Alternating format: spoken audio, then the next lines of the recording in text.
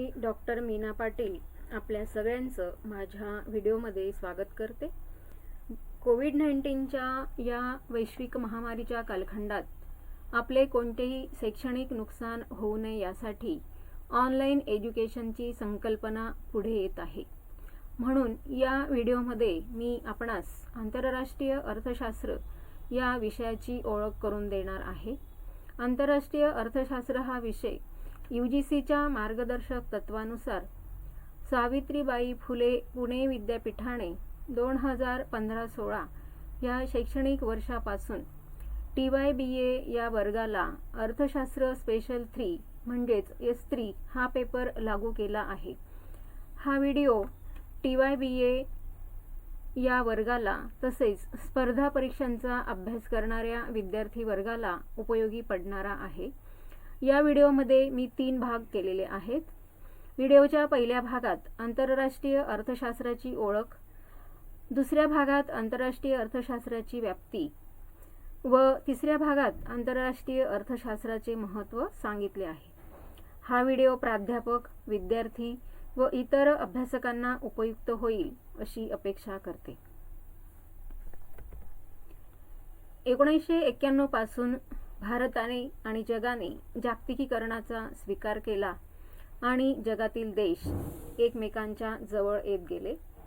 जागतिक असंतुलित स्थिती कोणत्याही देशाला तसेच जगाच्या विकासाला उपयुक्त नाही हे 1990 पर्यंतच्या परिस्थितीने जगाला शिकवले। म्हणून जगातील देशांनी एकत्र येण्याचा विचार केला। यामुळे या कालखंडात आंतरराष्ट्रीय अर्थशास्त्राला महत्त्व प्राप्त झाले। आंतरराष्ट्रीय अर्थशास्त्रात आंतरराष्ट्रीय व्यापाराचा, आयात निर्यातीचा म्हणजेच देवाणघेवाणीचा समावेश होतो। सध्या आपण म्हणजे संपूर्ण जग कोविड-19 ह्या संकटाचा सामना करीत आहोत। या परिस्थितीतही आपल्याला एकमेकांच्या सहकार्याची गरज आहे, म्हणजे आजही आणि भविष्यातही हे शास्त्र उपयुक्त ठरणारे आहे। आंतरराष्ट्रीय अर्थशास्त्राची ओळख करून घेत असताना त्याच्या काही व्याख्या अभ्यासणे उपयुक्त ठरेल।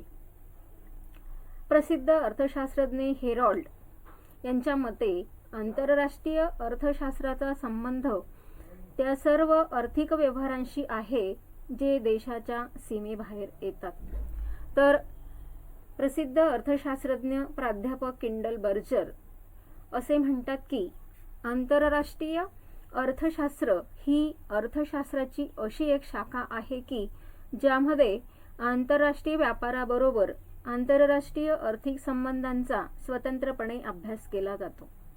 या व्याख्येवरून आपणास असे सांगता येईल की आंतरराष्ट्रीय अर्थशास्त्र हे वैश्विक शास्त्र आहे की ज्यामध्ये 2 देशांमधील आर्थिक संबंधांचा अभ्यास होतो। आंतरराष्ट्रीय आर्थिक देण्या-घेण्यासंदर्भात ज्या सर्व बाबी आहेत त्यांचा समावेश आंतरराष्ट्रीय अर्थशास्त्राच्या व्याप्तीत केला जातो।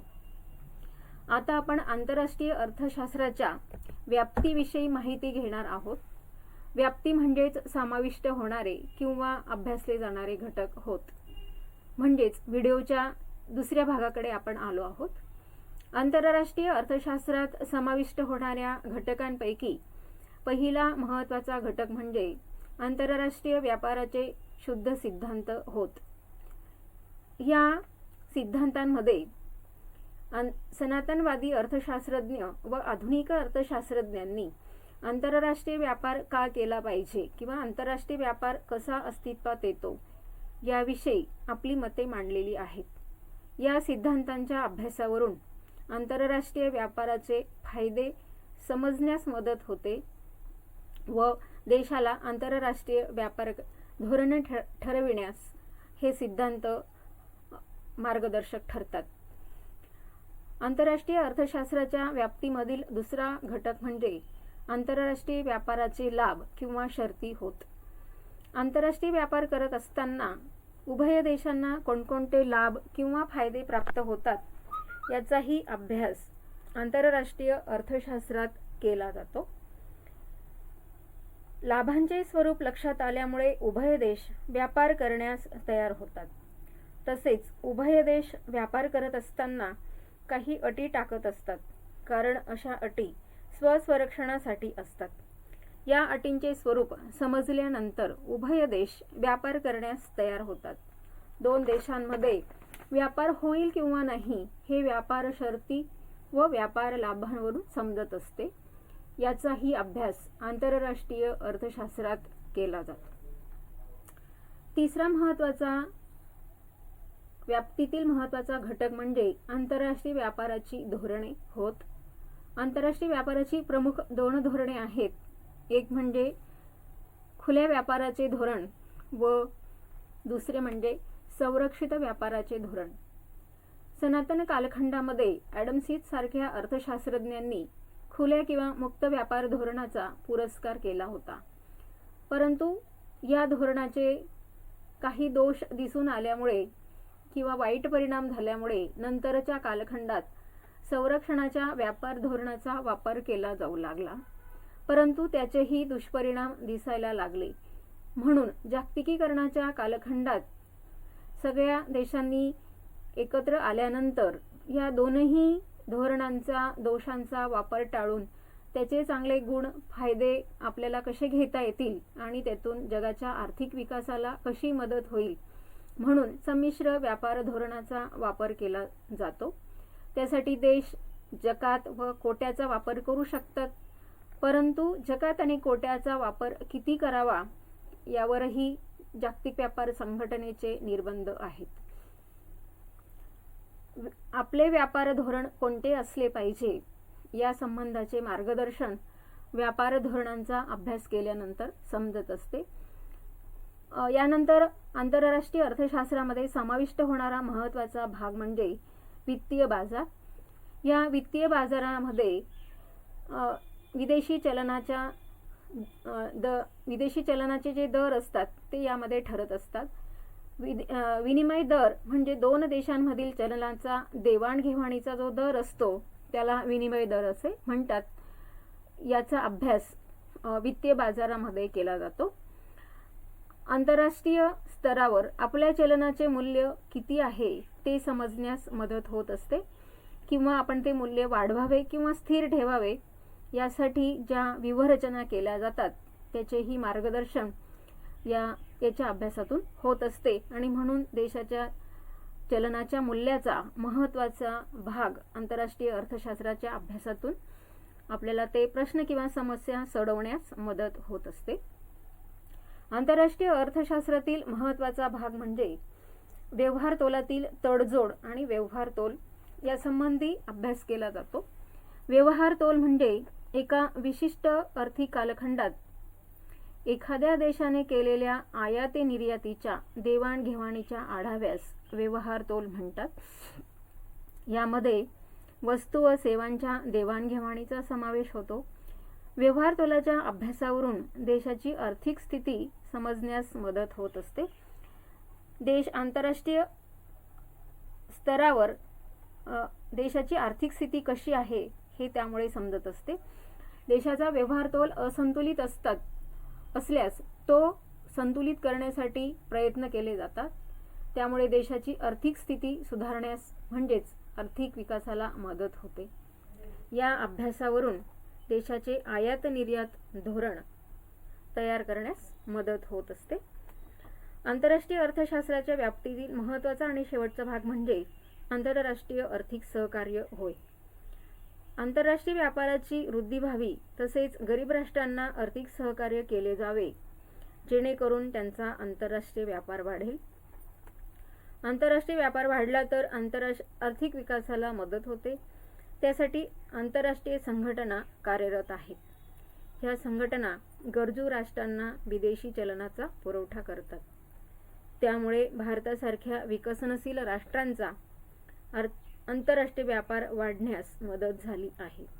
यामध्ये IMF, IBRD, SAARC, ADA, BRICS, WTO यासारख्या आंतरराष्ट्रीय संघटना कार्यरत आहेत. वरील मुद्द्यांच्या अभ्यासावरून आंतरराष्ट्रीय अर्थशास्त्राची व्याप्ती किती मोठी आहे हे लक्षात येते. या अभ्यासावरून आपणास आंतरराष्ट्रीय अर्थशास्त्राच्या अभ्यासाचे महत्त्व लक्षात येते. आता आपण व्हिडिओच्या 3ऱ्या भागाकडे आलो आहोत. ह्या भागात आंतरराष्ट्रीय व्यापाराचे महत्त्व आपण समजून घेणार आहोत. आधुनिक अर्थव्यवस्थांमध्ये आंतरराष्ट्रीय व्यापाराला अतिशय महत्त्व प्राप्त झाले आहे. काही मुद्द्यांच्या आधारे ते आपल्याला स्पष्ट करता येईल. त्यामध्ये महत्त्वाचा मुद्दा आपल्याला यामध्ये पहिला असा सांगता येईल की आंतरराष्ट्रीय अर्थशास्त्राच्या अभ्यासामुळे लोकांचा दृष्टिकोन अधिक व्यापक व विशाल बनण्यास मदत होत असते. संकुचित राष्ट्रवादी विचारातून लोक बाहेर पडतात. देशाचा विकास करायचा असेल तर आंतरराष्ट्रीय व्यापाराशिवाय पर्याय नाही. आपल्या देशात ज्या साधनांची कमतरता आहे अशा वस्तू व साधनांची परदेशातून आयात करता येते आणि विकासाचा दर वाढविता येतो. तसेच आपल्याकडे ज्या वस्तूंचे अतिरिक्त उत्पादन होते त्यांची विदेशात निर्यात करून त्या बदल्यात आपणास वस्तू आणि पैसा मिळवता येतो. या गोष्टी आपणास आंतरराष्ट्रीय अर्थशास्त्राच्या अभ्यासामुळे समजतात. दुसरा महत्त्वाचा मुद्दा आपल्याला असा सांगता येईल की विदेशी व्यापार आणि विदेशी भांडवल यांच्या साहाय्यानेच अनेक देशांनी आपला विकास केला आहे. आज ज्या देशांना प्रगत देश मानले जाते त्यांचा विकास अंतर्गत संसाधनांचे परिणाम आणि त्यांची गतिशीलता याच कारणामुळे झाला आहे असे नसून परकीय व्यापारामुळे त्यांच्या विकासाचा दर वाढला आहे. जर त्यांना आपल्या देशाच्या विकासाची गती अशीच कायम ठेवायची असेल तर त्यांनी इतर देशांबरोबर व्यापारी संबंध ठेवले पाहिजेत. कोणताही देश पूर्णपणे स्वावलंबी असूच शकत नाही, कारण प्रत्येक देशाला कोणत्या ना कोणत्या वस्तूसाठी दुसऱ्या देशावर अवलंबून राहावे लागते, म्हणजेच त्यास अलिप्त राहून चालत नाही. आर्थिक विकासात परस्परावलंबित्वाची भूमिका काय आहे, आंतरराष्ट्रीय व्यापारामुळे देशाच्या आर्थिक वृद्धीसाठी कशी मदत होते, या गोष्टी आंतरराष्ट्रीय अर्थशास्त्राच्या अभ्यासामुळे समजण्यास मदत होते. तसेच आंतरराष्ट्रीय अर्थशास्त्राच्या महत्त्वाचा अभ्यास करत असताना एक महत्त्वाचा मुद्दा आपल्याला या ठिकाणी असा सांगता येईल की वेगवेगळ्या देशांमधील ज्या समस्या असतात त्या समस्या सोडविण्यासाठी आंतरराष्ट्रीय अर्थशास्त्राची मदत होत असते. कारण जगामध्ये आज 70% देश विकसनशील आहेत. अशा विकसनशील देशांमध्ये गरिबी, बेरोजगारी असे जे जागतिक स्तरावरील प्रश्न आहेत ते एकमेकांच्या मदतीतून ह्या समस्या सोडविण्यास मदत होत असते आणि त्यांच्या आर्थिक वृद्धीसाठी देखील देश एकमेकांना मदत करत असतात. जागतिक पातळीवर आंतरराष्ट्रीय अर्थशास्त्राच्या अभ्यासामुळे आंतरराष्ट्रीय सहकार्यास व एकमेकांच्या हितासाठी विविध देश सहजपणे तयार होतात. मुक्त व्यापार परस्परांच्या हिताचा कसा आहे हे सांगण्याचे कार्य आंतरराष्ट्रीय अर्थशास्त्र करते. आंतरराष्ट्रीय अर्थशास्त्राच्या अभ्यासामुळे लोकांचा, राज्यकर्त्यांचा आणि अर्थशास्त्रज्ञांचा दृष्टिकोन आंतरराष्ट्रीय बनतो. अशा व्यापक दृष्टिकोनामुळे चालू आंतरराष्ट्रीय आर्थिक समस्या सोडविण्यास मदत होत असते. कोणताही देश दीर्घकाळ इतर देशांच्या विरुद्ध धोरण अवलंबून आपला विकास किंवा आपले अस्तित्व टिकवून ठेवू शकत नाही. याचा प्रत्यय आज सर्वच देशांना येत आहे. जागतिक पातळीवर शांतता प्रस्थापित करण्यासाठी निर्हस्तक्षेपाचे धोरण गरजेचे आहे.